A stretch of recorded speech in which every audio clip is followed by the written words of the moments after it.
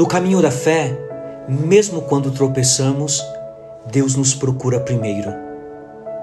Ele acolhe o passo trêmulo, o sim hesitante, o coração que ainda ferido ousa seguir. Evangelho segundo São João, capítulo 6, versículos do 35 ao 40.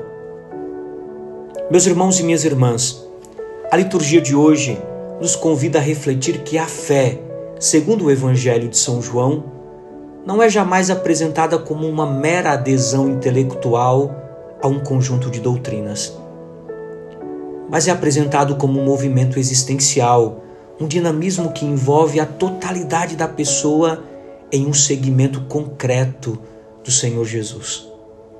Longe de ser uma ideia abstrata, o quarto evangelho propõe uma visão encarnada da fé, compreendida como adesão à palavra, ao Logos, ao Verbo de Deus, Jesus Cristo.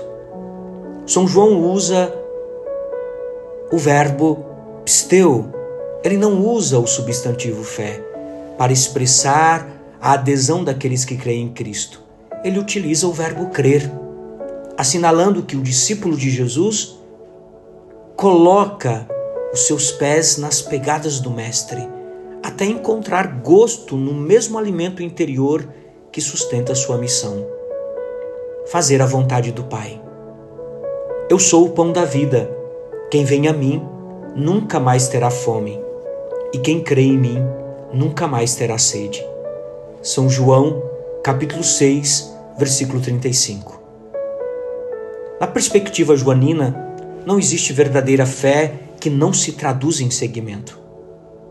É um caminhar por trilhas desconhecidas sob lógicas distintas daquelas que usamos para orientar a nossa vida no mundo. Qualquer tentativa de fé que não se enraize na história concreta, que não se confronte com a dor, o tempo e os desafios da vida, corre o risco de cair em duas distorções perigosas: o servilismo religioso, pautado no fazer, e o oportunismo espiritual, na busca meramente de sinais.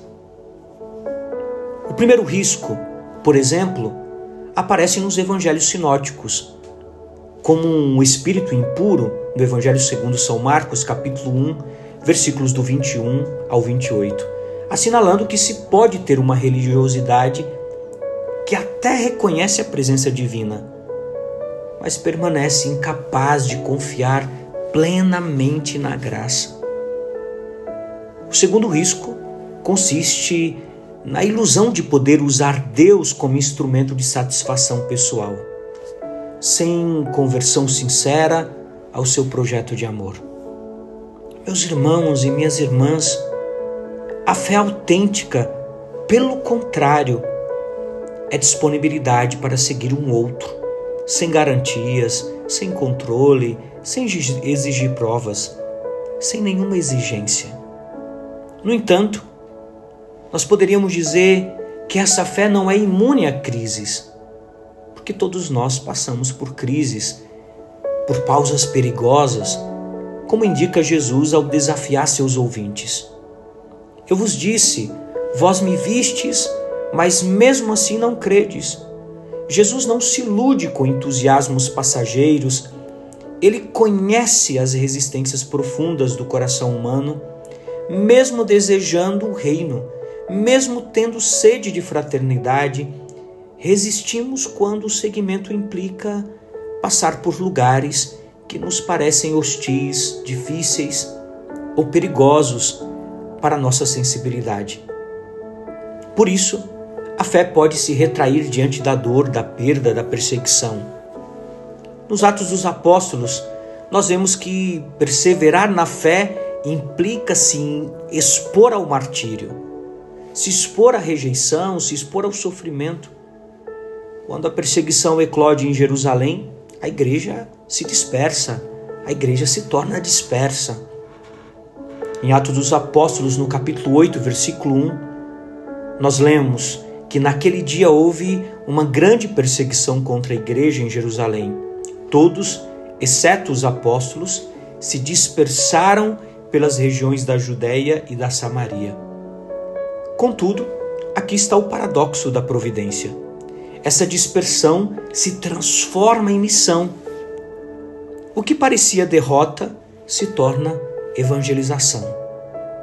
Os discípulos, eles iam de lugar em lugar anunciando a palavra, e o Espírito operava sinais de libertação. De muitos possessos saíam espíritos impuros aos gritos, e muitos paralíticos e coxos foram curados, e houve grande alegria naquela cidade.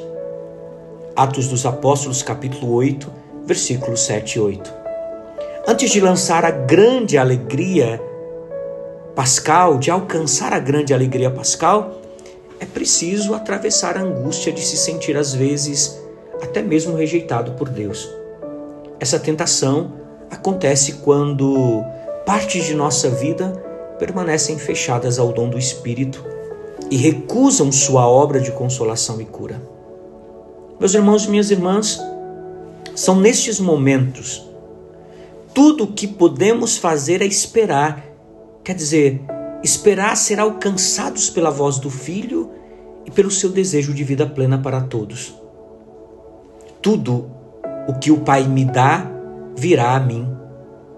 E quem vem a mim eu jamais rejeitarei, pois desci do céu não para fazer a minha própria vontade, mas a vontade daquele que me enviou. São João capítulo 6, versículos 37 e 38. Essa é a certeza da fé.